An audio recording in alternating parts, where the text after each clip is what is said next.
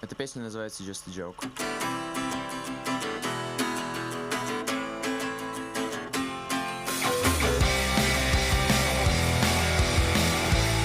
We have returned from our break. And kind of like we talked about, next thing we're going to dive into here kind of quick is we're going to talk about some interesting NFL things that have happened kind of related to overall charities and state funding. So like we said, Pat McAfee, who, if you're not familiar, Pat McAfee was interesting. He's an interesting football personality. He was a punter for the Indianapolis Colts for years. Great punter. You can watch some of his clips online. He also knows how to throw his body into a player if he needs to. So him and Shannon Sharpe, and you don't know Shannon Sharpe, another TV personality. He is a boss of a man. He was ready to take on the entire Grizzlies team by himself.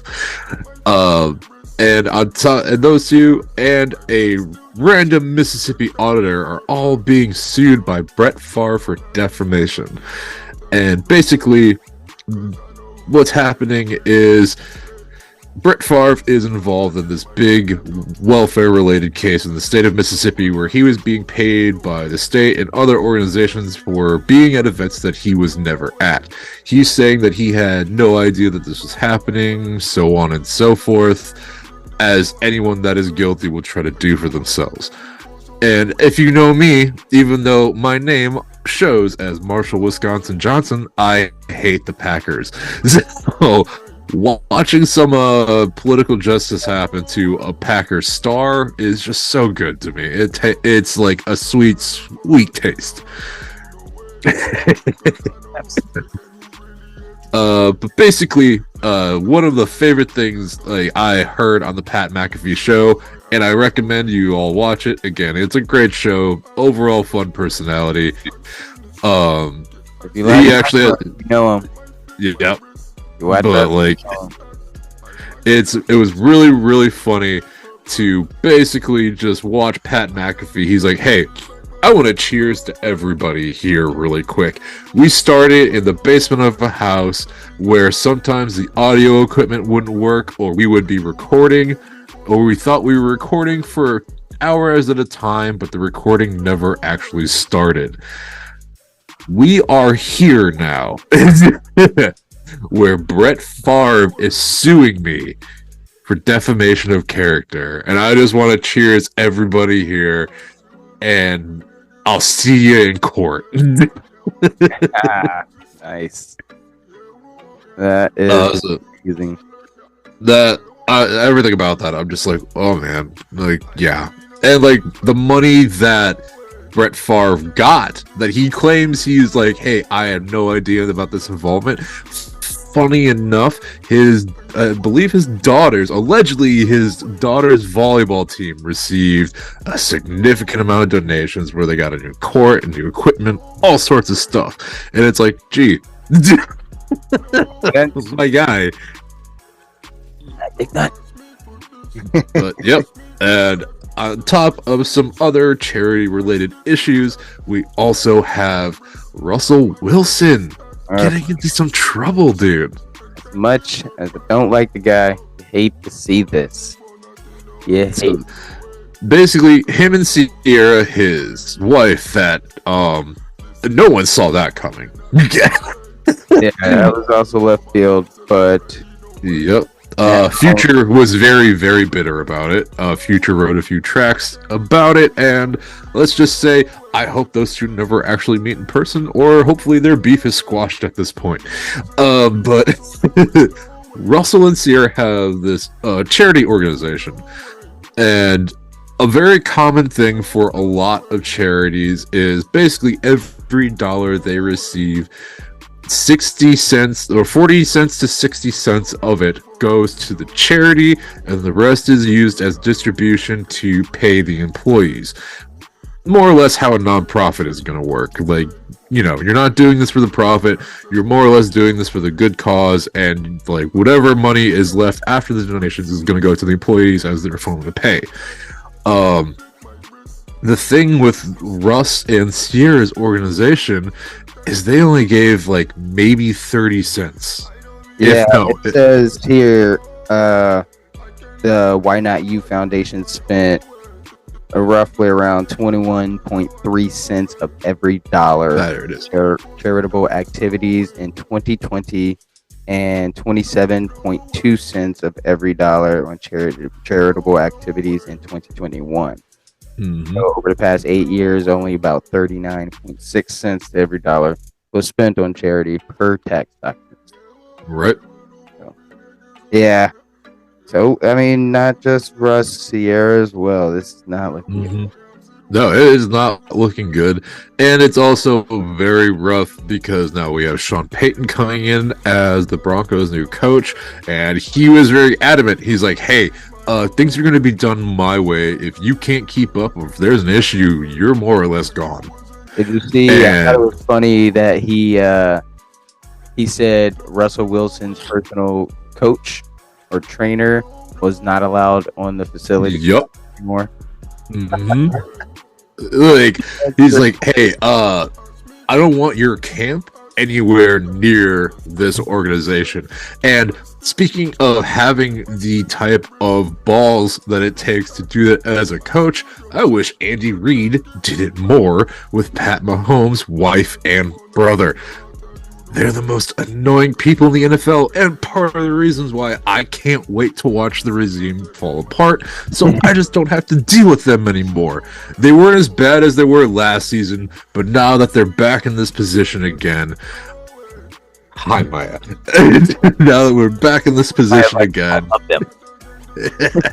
She's ready to bite me. She's like, say something else. No, I think a majority of America would agree with you on that. So much that a lot of people on social media have voiced that opinion. There's tons of stuff about it.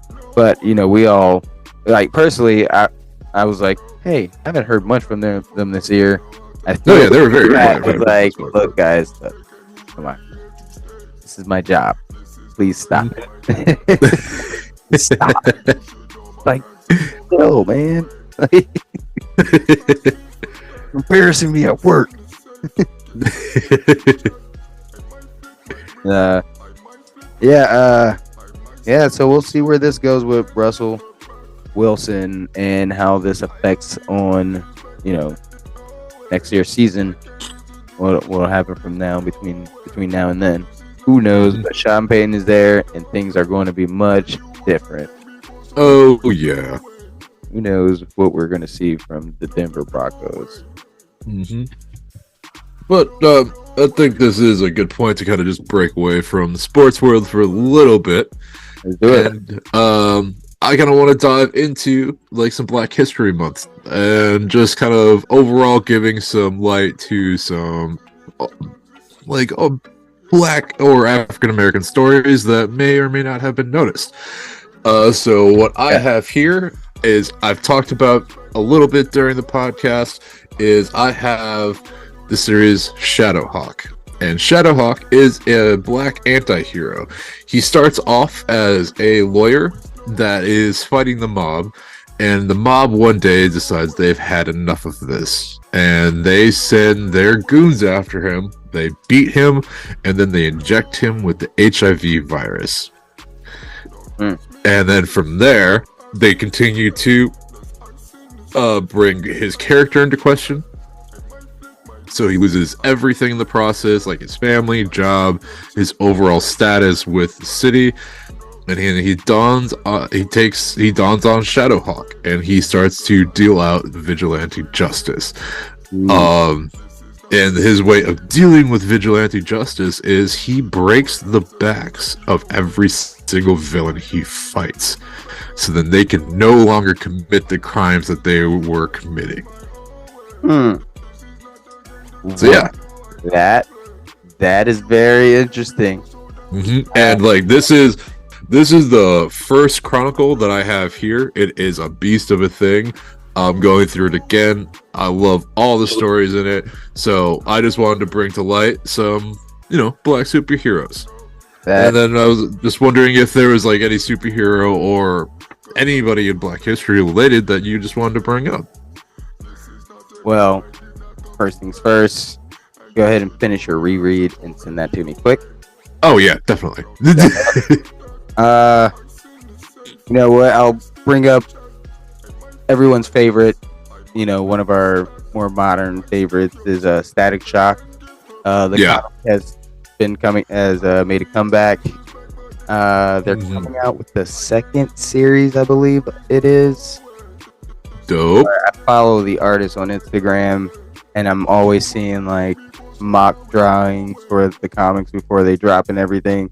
It's fantastic. Nice. That's my next buy. I was supposed to go to the comic book store yesterday with my daughter. It didn't end up making it there, but we can go buy some nice Eagles gear for her. Yes. There we go. All right. Well, you did the important thing. You did the important. Yes. But yes, the new Static Shock comic. Look out for that one. Yeah, that looks. Yeah, I saw some of the posts that we made on our Annie Facebook pages and everything, and it looks dope. Yeah, I like the darker spin they got going on for it. Oh yeah, amazing. Yeah, and I think that's like always like a fun take on it is the darker side of things, because I mean, obviously when we were growing up, or when you're growing up, seeing that lighter side, you're like, yeah, like you need that motivation. You kind of need to understand what the idea of good versus evil is about. But then you get older, and then they make movies like The Joker, and you're like, oh. Yeah, it's so funny. We were playing Apex earlier, me and Taz. I was saying, when you're a kid, they need you to watch and believe in these main characters, where like the main characters trying to befriend every single villain that just destroyed the world and city. By the way, they've done a lot of crimes, but they're like, there's good in everybody. They teach you, try to save everybody, be super nice and everything. And then you grow up, and then you're like, all right, here's how it really is. Insert Joker, anti-hero, anyone here? Like, the world isn't just black and white. Yeah, exactly. Yeah, so much fun. Then someone's super dark origin story comes about. Right, exactly. And then I'm also excited for. They haven't really talked a lot about it, but they are remaking Spawn, and it's going to star Jamie Foxx. And I'm excited for it. The first Spawn movie it will forever hold a special place in my heart. And the Spawn animated series that I believe is on HBO Max. If none of you have seen it, highly recommend it. The voice actor that does all the work, he is the same guy that does Admiral Anderson from Mass Effect. He's also the same guy that does Goliath from Gargoyles. And I think, by the way, Gargoyles is going to be my next tattoo design, so I'm trying to figure that out, and I'm very excited about it. But it's going to be our guy, Keith David. Like, he was the original Spawn animated voice actor, and man, phenomenal job. Again, highly recommend that if you haven't checked that out. And, again, great reference to just overall, like, a black superhero that may go unnoticed. And he's also just it's a very dark story, and if you haven't noticed, I'm about it. Yeah, especially Spawn. Mm-hmm. Spawn is probably one of the darkest anti-hero villain. He gets pretty dark, man. Oh yeah, and funny enough too, Shadowhawk and Spawn cross over in their stories. Oh really? Yep. That's awesome. Also looking for the name of the newest Storm comic that just came out. I saw a synopsis of it earlier, but I cannot find it because I didn't bookmark it because I'm not smart. You know, don't make it. I mean that we both need to like. I think we both need to get better at doing that. Yes. Yep. And to be honest, it's super busy yesterday and today.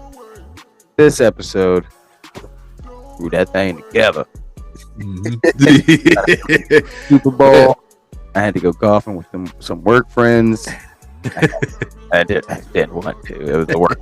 I was working. Oh no, yeah. I mean, busy time for me too. Mainly just because I got some more coloring added to my Neon Genesis tattoo. Kind of hard to see on camera, but man, I'm loving it. It's beastly. It's so good.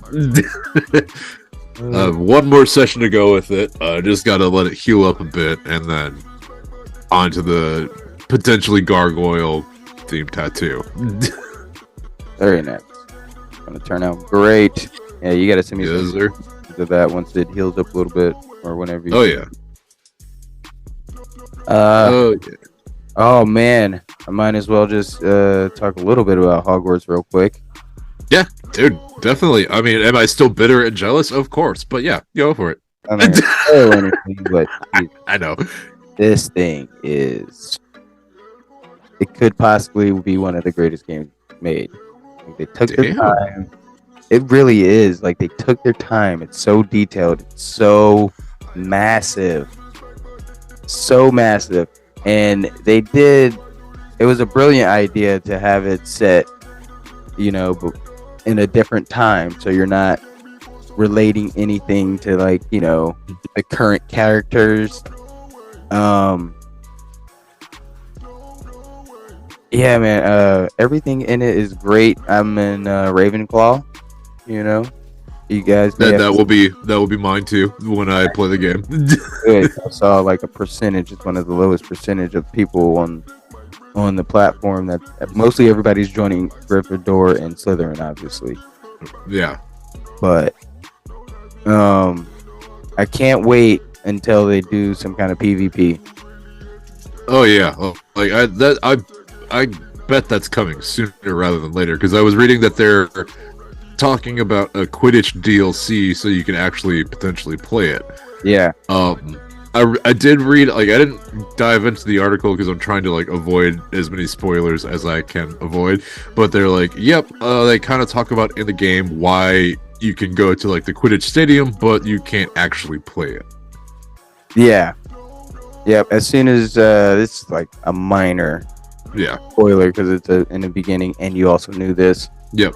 It's like you get into Hogwarts, they're talking to you, and they're like, "Oh yes, and this year the Quidditch season has been canceled." And I'm like, kind of knew that, but like, why'd you have to? Bummer, bro. Was it COVID? Was it COVID? Probably was. But dude, what it actually kind of blows my mind is like, there's still a lot of people relating the game to J.K. Rowling, and from my understanding, she's had little to nothing to do with the game, and a lot of people are still upset about her transphobic remarks. And don't get me wrong, like they weren't good remarks. She should have really thought about who her audience is overall, and she's welcome to her opinion, obviously, but like, she excluded a significant amount of her following, and then that has a ripple effect on anything else Harry Potter related, including this game, where a lot of people are still like, I'm not doing it because of what J.K. Rowling said. And I'm like, again, like, I want to respect that, I want to understand that, but also at the same time, this game has nothing to do with her. Like, sure, she came up with the Harry Potter idea and story, but you like that's not fair to the people that put the time and effort into making something, like you said, is potentially one of the greatest games of all time. I mean, even the movies, there's so many people, so there's a few generations of people who's like, this is like their favorite thing in the world. Mm-hmm. So like, they made this for them, for the people, not for her. She didn't make it. Mm-hmm. So right, exactly. It's just, let's enjoy this game, guys. Because I love it. Yeah, like from the short things that I've like short videos I've watched, my friends that are all like, yeah, it's such a fun game. Like I can't wait to play it. I'll probably cave and buy it on my laptop off of Steam here pretty soon, but I'm trying to respect the fact that I bought it for my PlayStation. But I'll probably cave. Or not. I'll probably cave. Who am I talking? Yeah, I'm caving. Who am I? Like, yeah, I'm caving. Not even gonna try it. I'm not even. Just do it. Oh yeah, I'm just your order. Well, I had to get the tattoo worked on first, and now I can do this. Very nice. But yeah, it's hard to talk about the game without getting too much in detail. So I don't want to spoil anything. I'm just going to let you guys know. Definitely go buy it. If you have a PS4, go buy it when it comes out for that. If you have a Switch, I'm sorry you're waiting forever. I'm just kidding. It comes out in the summer, I believe, for the Switch. Yeah. Yep. Which is forever in, video game while we're playing Harry Potter World. Yeah, exactly. And then everybody's life will be better. It will fix the world issues. Gameplay on the A&E All Nerd Entertainment YouTube page and TikTok, and also on the Facebook page and our Instagram page. We're everywhere. You're not going to get rid of us. We're all seen, all knowing, All we're nerd overlords. All Zoltan. Zoltan.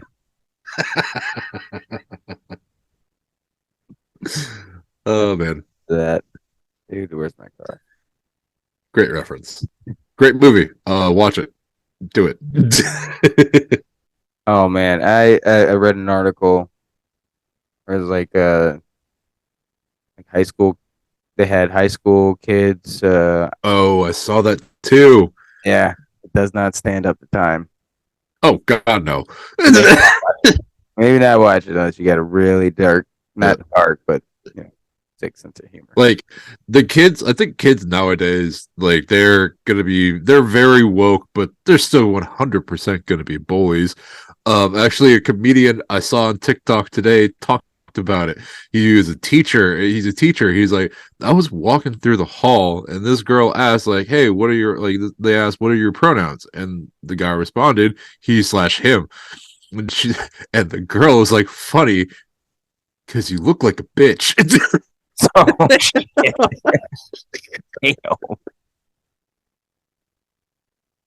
That's not nice. That's one of those moments where you're like, "Oh no!"